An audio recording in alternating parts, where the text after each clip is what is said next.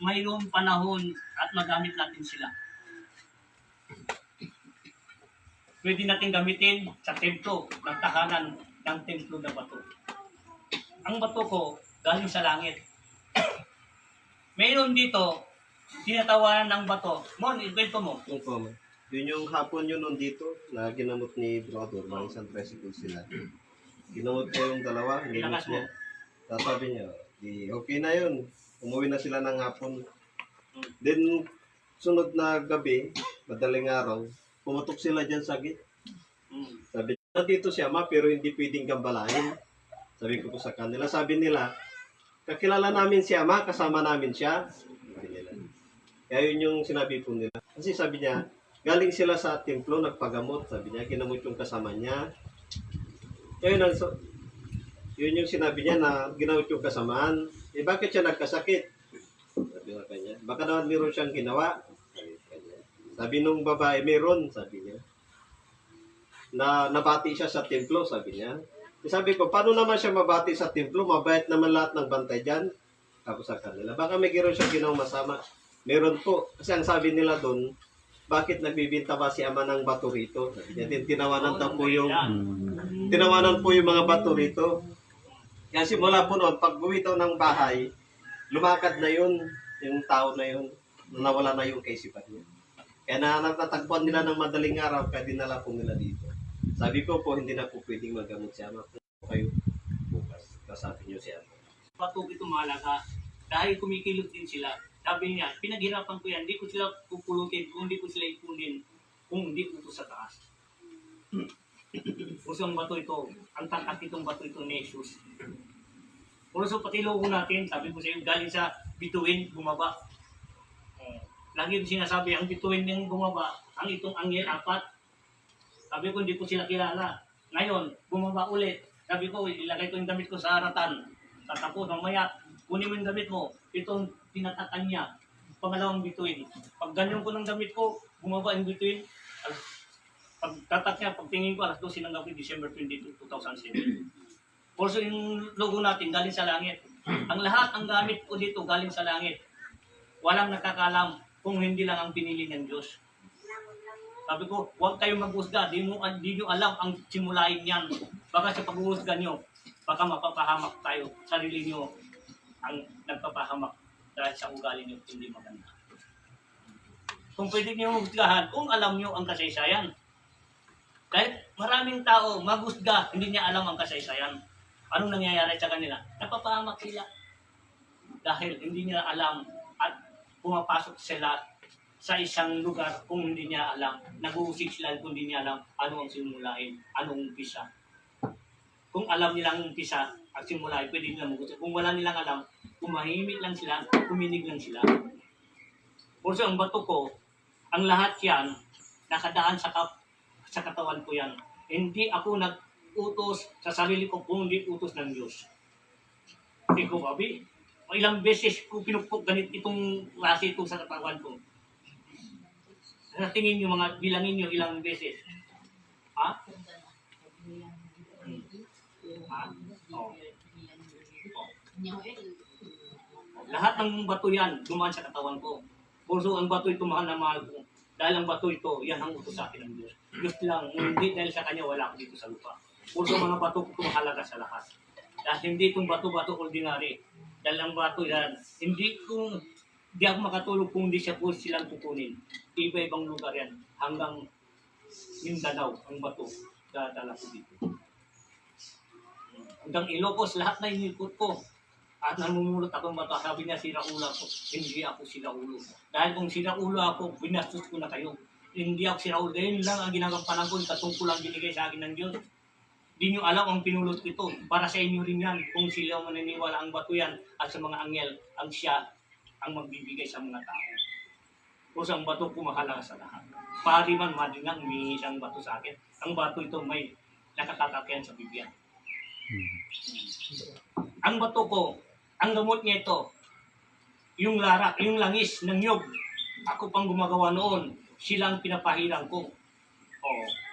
Ako, ang sa tao, tubig ninyo, gamot ninyo, wala akong ginagamit ng langis. Ang langis lang, ang ibang mga kasamaan ko, kung ako ang naggagamot, tubig nyo, gamutin nyo. Ang langis ang ginagamot ko, sa bato ko lang. Dahil ang bato ko mahalaga sa lahat. Yun ang buto sa akin, yung binili sa akin ng Diyos. Walang nakakalam kung di ang pinili at tinakda sa Kanya, binigay ng karunungan ng Diyos. Dahil ang bato ko mahalaga sa lahat. Dahil sabi nila, kahit anuman ang mangyayari, bato pa rin ang mga nagsugo sa akin, ang pinapulot sa akin, ang Diyos ay si Jesus, ang dakilang liwanag ang siya. Binulong sa akin, kunin mo kami. Kami ay magtutulong. Bilang araw, kami rin ang tutulong sa iyo. May gampanan sila, may oras, may panahon, at sila ay maging magpapatotoo sa kanya lang gawain. Dahil yung bato ito isang banal. Isang pangalan ni Jesus. So, tignan yung bato hinawakan ni Jesus, bato pa rin. Ang tatak dito, bato pa rin. Papi, maraming salamat. Andyan dito. Pamilya kita. Gusto mo kunin mo yung gamit mo? Ayaw mo. Diba? Gusto mo? Huwag ka magpaano. Yung para sa iyo, para siya. Tingnan mo si Glinda. Glinda, alika dito. Yung sinunod mo gamit mo, ano nangyayari sa'yo? Parang may usok po na malumabas sa katawan ko. Bumalik po sa inyo yung kapangyarihan ko. Yung medalyon ko. Kahit ang pinaglingkuran mo iisa, yung pag-ibig ng isang pamilya, huwag palawalain. Dahil yan ang pag-ibig. Kung ano man ang iyong mga pinuntahan, yung pamilya mo yun, huwag mong bitawan dahil yan ka nagsimula. Ilang years tayo? 8 years. Sa 8 years yun. Dahil nakita mo sa akin, ayun nagsalita ako na hindi maganda. Nakita kita, pinagpagalitan ba kita? Yun. Ang kailangan dapat kung ano man ang binigay sa iyong mission. Sabi ni Jesus, kung sino ka noon, kung sino ang mga kasama mo, huwag mo silang bitawan at dagdagan mo lang. Na hindi mo alam bilang araw at kailangan mo rin sila. Ikaw, kailangan ka naman. Sila kailangan ko kay lahat. Lahat kayo, kailangan nyo rin ako. Magtulong-tulungan tayo. Dahil yung doktor nga, kapwa-doktor nagtutulungan. Pari na, kapwa-pari nagtutulungan. Na yung mga spiritual, sino ba? Halimbawa, ang doktor, nagkasakit, ang puso siya, sa iyo, ang gamot mo, ang ginagamot mo, para sa ulo. Kung ngayon sa puso mo nagkasakit ka, sino tatawagin di kapwa ni doktor? Tulad ng mga pare, may pare naman, nagbasbas ng mga, may papasok ng masamang spirit, kung di niya kaya, tatawag siya ng ibang pare para ay kasamahan, magbigay ng, magkukuhan din sa kanya, naggagabay din sa kanya, magtulungan sila. Di, matpatibay ang dasal ng pangalan ni Jesus, nagkakaisa. Ngayon sinabi mo, ilan ba spiritual mong namatay doon sa inyo? Apat. Nagkakaisa sila, hindi? Hindi pa Makasarili. Tingnan. Imbes, may tutulong siya wala na. Anong kailangan natin ngayon? Kapayapaan. Yan, pinakita sa iyo dahil love na love ko kayo. Kahit sino sa inyo, love na love ko kayo. Kailangan kung anuman ng bagay, kung anuman nga kung may sarili kang tahanan, yung dati mong tahanan, pamilya mo pa rin yun. Huwag mo siyang bitawan dahil yung galing ka doon. Dahil yun, wala ang kasalanan. Huwag mo silang bitawan. Basta, importante, ikaw at siya, iisa. Iba na ang linya mo dahil malayo ka. May ginagampanan ka, may ginagampanan ako. Kung pumunta ka, isipin mo, huwag mo siya bitawan dahil kaya doon kayo nagpatagal na nagsasama ako na. Tama ba hindi? Ngayon, sabihin ko, kung mga kapatid na hindi ko tawag sa iyo, tanggapin mo sila. Open ako. Dahil pamilya tayo. Yan. Magkakaisa tayo. Wala tayo iba, wala tayo samang loob, wala tayo pamilya pa rin tayo. Okay, diba? Masaya, hindi? Masaya po. Saya po, Dahil yan, pinakita sa iyo. Nakita mo na lahat sa bandang. Doon mo maalala kailangan din may kasama. Dahil ang kasama mo, nagagabay sa'yo. Yung ako din, ginagabayan mo rin. Nagagabayan tayo sa pangalan ni Jesus. Tama. Kung sabi ng Ama, ngayon, wala akong basbas. Ang basbas ko, bukas. Utos sa akin sa lahat. Ito ang mga mensahe sa akin, galing sa taas, galing sa liwanag. Ang sabi sa akin, anak, bukas ka na magbasbas o itong linggo ko. Pabayaan mo na sila. Magbasbas. Basta yung mga binilin ko sa iyo, gawin mo. Dahil dito ka nagsimula, dito rin ka magtatapos sa pangalan ni Jesus. Amen. Sabi ko, di po, Ama, Lunes Santo, bukas, Lunes, ang Santo, dahil pwede ka na magbasbas sa pangalan ni Jesus. Pwede ka na magbasbas, sabi niya. Yan, basbas, binigay sa akin ang basbas ng sa taas. Dahil kung magbasbas ako dito ngayon, wala akong kapangyarihan. Dahil galing sa kanya lahat ang kapangyarihan ko. Dahil siya binugulong sa akin ng Ama, sundin mo lang aking mga utos, ang mga binilong ko sa iyo, anak. Basta kayo ay basta gawin mo lang ang dapat mo gawin. Basta sundin mo ang dapat mo sundin. Ang mga aral ko sa iyo, ang mga sinabi ko sa iyo sa pangalan ng Jesus. Amen. Kung maparang tayo, kailangan tayo magkalisa.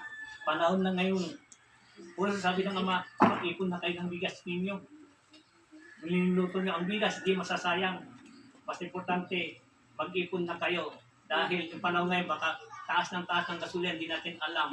Biglang nawala ng gasolina, wala na mag-deliver ng lahat. Sa milyon-milyon ang mga tao, habang mayroong pamamura pa, bilhin na kayo. Pataas na lahat, pati yung gasolina ngayon, pataas na. 1.5 na daw. Ngayon. Pusos lahat. Basta importante daw, may bigas kayo. Dahil kahit wala kayong kahit asin ng mantika, at tao yung pinakainin nyo, panood nyo, kapaligid. Gusto nga naman, ingatan ang lahat ng anuman ng bagay, ng makabuti sa inyo. Sabi naman, walang gera sa inyo. Ang problema lang, nadadamay kayo kung wala ng gasolina, wala na kayong mabibili, para pupunta ka sa palengke. Sabi niya, ay wala na kayong bigas dahil kaamin na lang ito. Ang kasi namin ng Pilipino, minsan, ayaw, hindi mangyayari yan. Baka kung bigla na walang bigas, tulad din nawa. Nag gumawa siya ng barko sa taas ng bundok, tinatawa na siya, pinabukas pa ng bundok, natawa ka ng barko. Sabi niya, laki. O ngayon, sabi niya, darating ang ulan. Posible. Ngayon, dumating ang ulan, sila ulo, hindi sila namatay lahat. Mabuti pa yung hayop, may isip na maraming pumunta doon. O yung tao, doon na umulan, magsaya pa sila, doon na umulan, doon na sila nagtaranta na, sirado na ang pintuan ng barko. Imbes, mga tao nilagay doon sa barko, mga hayop na. Lahat ng mga hayop at nilagay. Ang tao, ilan lang, pamilya lang na nila ay doon. Kasi minsan, matigas ang kaisipan natin kung ano man ang minulong. Minsan maniniwala din tayo, akala natin si Raulo, yung pala, totoo pala ang minulong. Kung sabi ng Ama, magtiwala kayo, hindi walang naman mawawala kung maniniwala kayo. Gawin ninyo, hindi rin masasayang, gawin ninyo dahil yan, mensahe sa kanya. Hindi lahat tayo minimensahe, tayo walang alam. Mayroon darating at magpapatotoo ang Diyos sa kanya, siya ang magpapaliwanag. Minsan na tayo, ay si Raul din totoo. Dahil yung palang totoo yun din ang papahamak mo dahil sa yung mga hindi naniniwala. Wala kang paniwala sa kanya. Ang Diyos ay isang may waga. Ang Diyos, ang tunay na himala. Kailangan kung may gagamitin, kuminig at minsan, isipin niyo muna bago kayo dahil hindi niyo alam yung pala totoo yun para kaligtasan ng pamilya niyo, pati sa inyo. Amen? Amen. Yun ang mahalaga sa akin. Now, Babi, dahil lahat yan sinasabi yung lahat ng Ama, maraming salamat. Kunin mo man ang hindi mo kunin, nasa iyo yan, basta pamilya tayo. Dahil isang patutungan natin, isang pinaglilingkuran natin, pagkakaisa tayo. Wala ka marinig sa akin kung hindi pag-ibig. Pag yung sinabi mo, nandyan lang nakatago lang. Hindi ko pinamiligaw. Yun. Maniwala kayo, ha? Sa kanya yun, nakatago Ito. niya. Sabi ko, bilang araw may isip niya. Dahil isipin mo, tandaan mo, doktor, may kasama ka pa, doktor. Pari, may kasama pa, pari. Still pa, dahil walang magtutulong at kung hindi kapwa niya sa mundo ko. Walang tutulong sa inyo kung hindi ang nagbigay ng subi sa inyo. Ang binigyan ng kapangyarihan. Lahat tayo binigyan ng kapangyarihan. Iba-iba ang binigyan natin gawain. Professor, sabi ng ama, salamat, magkasama kayo. Sabi ko sa inyo, wala akong mas sa inyo, yun ang utos sa taas. Maniwala kayo, maniwala o hindi, basta sinabi sa akin, tutundin ko lang ang utos sa akin. Tama, yan. Salamat, Babe. Testing din ba ako rin? Ngayon lang lumating. Dalawa kayo.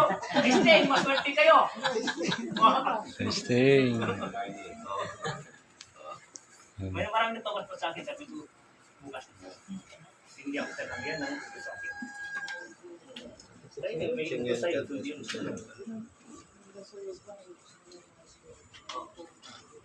Yung espiritu mismo pupunta. Natutuwa. Tama yun ah. Tingnan nyo, espiritu rin sabi siya na punta diyan dito. Ito. Kasi isa ang kapangyarihan natin. Isang guide natin, isa tayo. Isang hiling natin, iba-ibang gawain natin. Amen. Amen. Amen. Salamat po. Magandang hapon po sa inyo pong lahat mga nanonood. God bless po sa lahat. Maraming